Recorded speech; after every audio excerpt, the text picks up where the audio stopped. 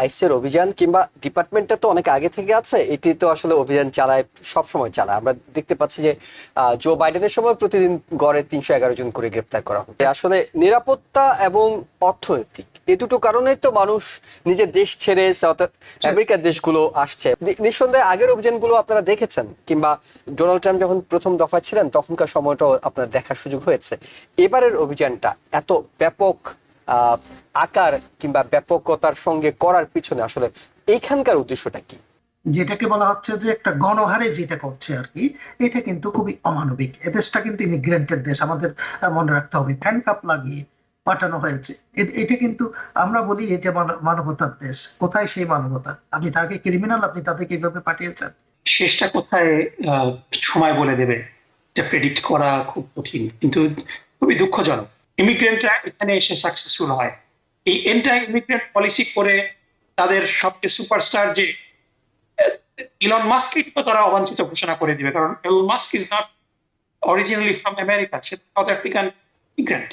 এই আইসের অভিযান কিংবা ডিপার্টমেন্টটা তো অনেক আগে থেকে আছে, এটি তো আসলে অভিযান চালায়, সব সময় চালায়। আমরা দেখতে পাচ্ছি যে জো বাইডেনের সময় প্রতিদিন গড়ে 311 জন করে গ্রেপ্তার করা হতো, কিন্তু এখন যে ব্যাপক হারে অভিযানটা চলছে, আমরা দেখছি টম হোমেন তিনি চলে গেছেন শিকাগোতে, হোমল্যান্ড সেক্রেটারি তিনি চলে আসলেন নিউ ইয়র্কে, এবং আজকে থেকে এখানেও অভিযান শুরু হয়ে গেছে। ব্যাপক অভিযান চলছে, গড়ে প্রায় 800, 900, 1000 ছাড়িয়ে যাচ্ছে।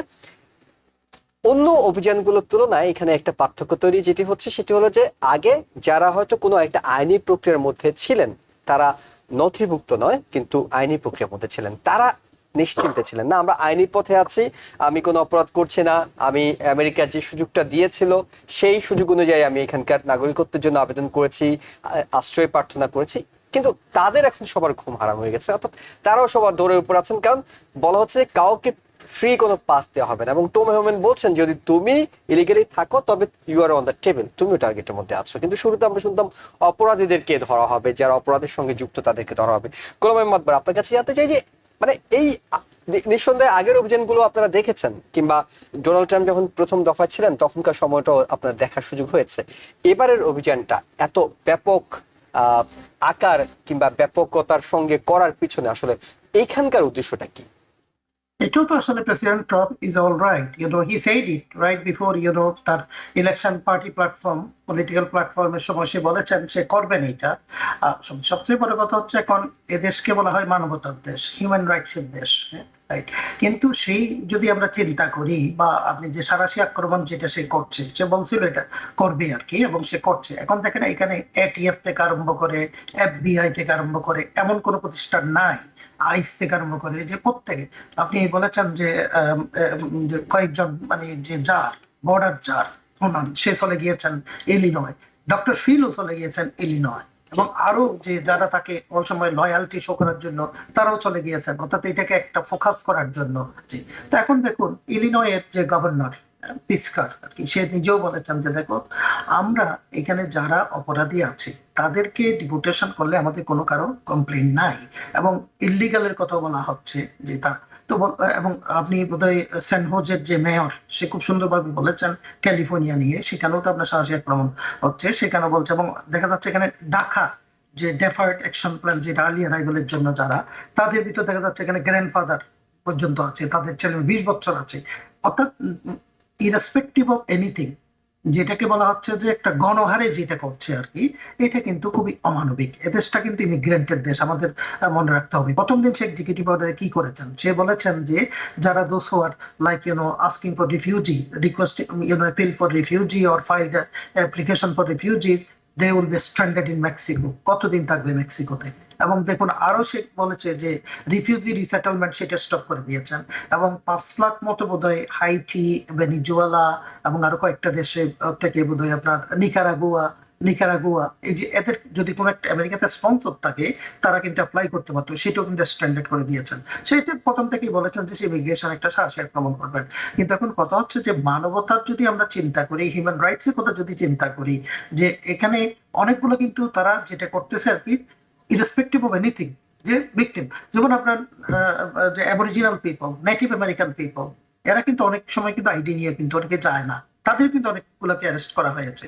এবং আমরা নাবাহো ট্রাইবাল বোধহয় আর কি, তাদের যে বিভিন্ন ধরনের যে টেলিফোন কল গুলো কিন্তু 911-এ, সেটা কিন্তু আপনার জায়গা দেওয়ার মতো অবস্থা না, because they are all like going through this fear এবং all kinds of the insultation.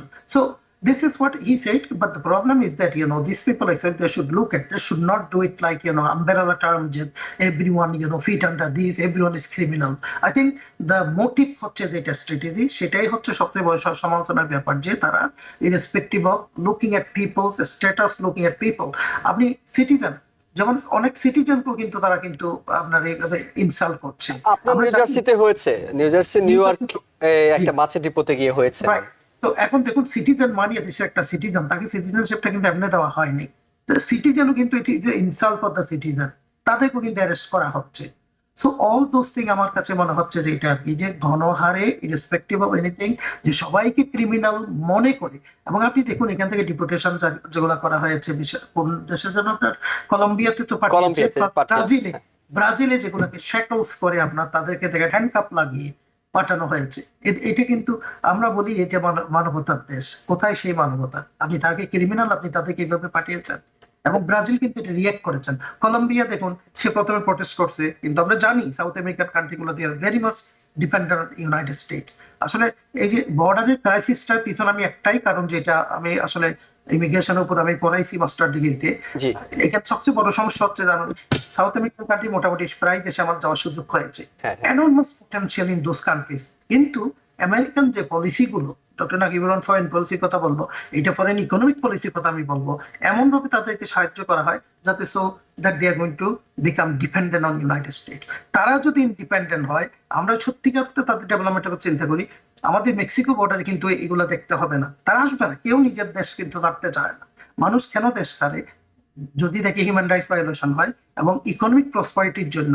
আমরা আপনারা তো প্রসপারিটির জন্য আসছি, এগুলোর জন্য মানুষ আসে। তো নিজের দেশেই যদি এগুলো থাকে, people usually don't move. So এই যে পলিসিটা, আমেরিকার যে policy, economic development policy for south America, South America could actually provide lots of things that we did not have to go to all the way 15,000-20,000 mile অন্য দেশে, যেটা sweat শপের আমরা অ্যাডভান্টেজটা নিচ্ছি। কিন্তু south America could actually provide that facility, but we never.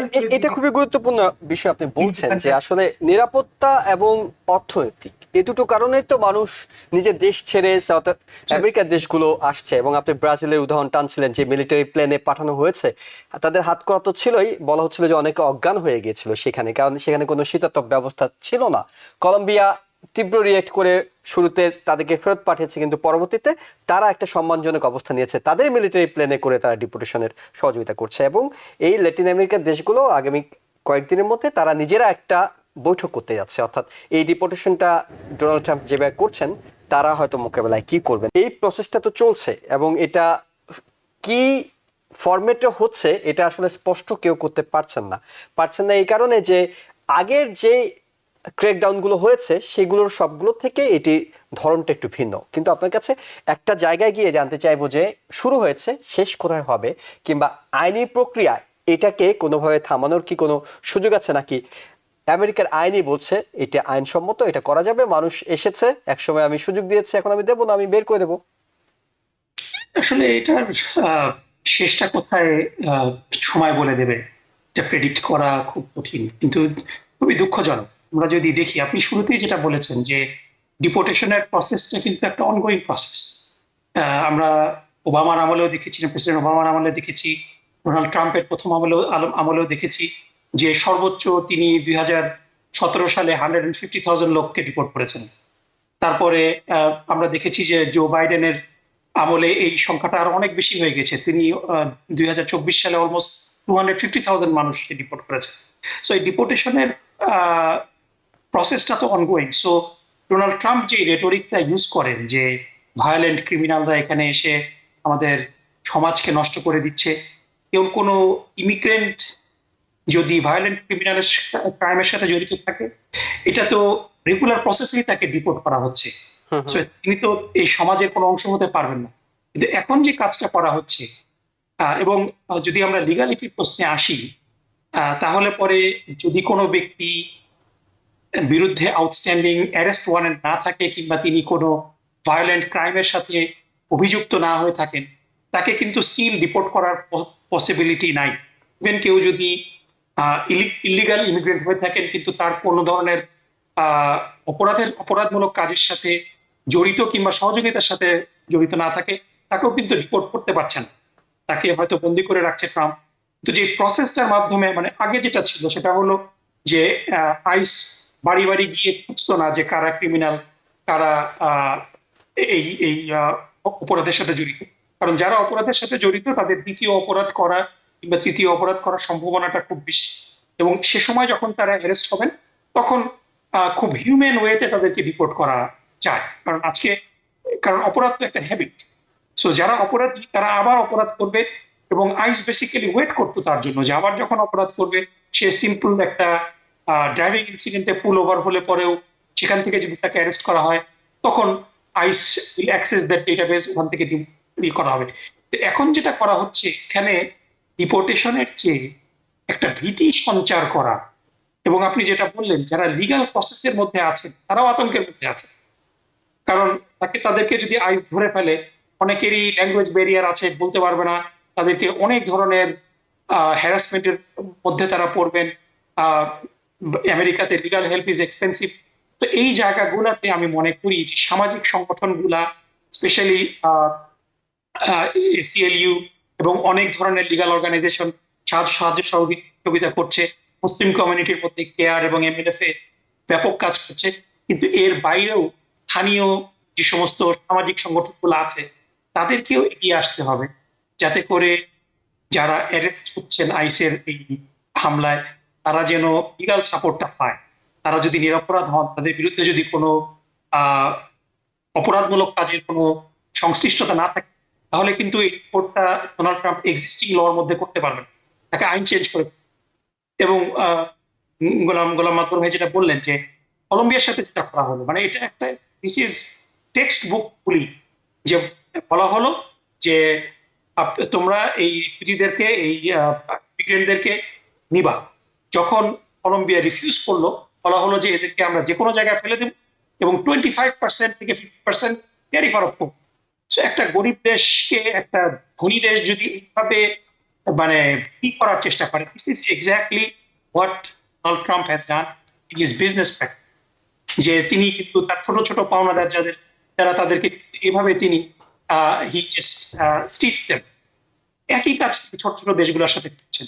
So এটা কোনো sustainable model না। আমরা কিন্তু দুনিয়া থেকে বিচ্ছিন্ন না, কিন্তু সব দেশ যদি আমেরিকাকে বর্জন করে আমেরিকান ইকোনমি একটু কলাপস করবে। আমরা গতকালকে দেখেছি ছোট্ট একটা কোম্পানি চায়নার ডিপ ডাইভ, তাদের আবিষ্কারের কারণে একেবারে পুরা আমেরিকার পুঁজিবাজারে ধস নেমে গিয়েছে।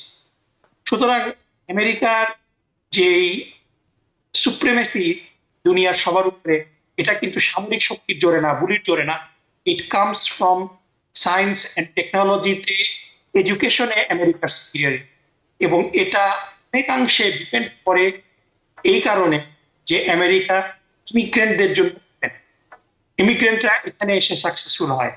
এই এন্টাই ইমিগ্রেন্ট পলিসি করে তাদের সবচেয়ে সুপারস্টার যে ইলন মাস্ককে তো তারা অবাঞ্ছিত ঘোষণা করে দিবে, কারণ Elon Musk is not originally from America, সে সাউথ আফ্রিকান ইমিগ্রেন্ট। সুতরাং America is an immigrant country. আমেরিকার শুধুমাত্র 2% পপুলেশন ইন্ডিজেনাস, 98% ইমিগ্রেন্ট। সেই ইমিগ্রেন্টদেরকে যদি অশ্রদ্ধা করা হয়, এবং আমি শেষ করবো এটা দিয়ে যে আমি আজকে কথা বলছিলাম এক সাথে, আমার এক স্টুডেন্টের সাথে, সে গল্প যে তার এক বন্ধু, সে হলো বেসিক্যালি ডেলিভারি ট্রাক চালায়। সে বলছে যে আজকে এবং গত কয়েকদিন সে যখন তার ডেলিভারি ট্রাক ছিল, সে মেইনলি ভেজিটেবল হল করে। সে বলছে যে সে অলমোস্ট খালি তার ট্রাক ভেজিটেবল নিয়ে আসছে, কারণ এই যে ভেজিটেবল হলিং করা থেকে শুরু করে পুরা মিড ওয়েস্টের চিজ ইন্ডাস্ট্রি, তারপরে আপনার construction industry, it absolutely depends on immigrants. So এদেরকে যদি আপনি এরকম করে বের করে দেন, তাহলে পরে আমেরিকান ইকোনমি কলাপস। এই ছোট্ট জিনিসটা কেন আমরা বুঝছি না, আমার আসলে মাথায়। নিউ ইয়র্ক থেকে সম্প্রচারিত TVN 24 টেলিভিশন, বিশ্বজুড়ে বাঙালির কণ্ঠস্বর।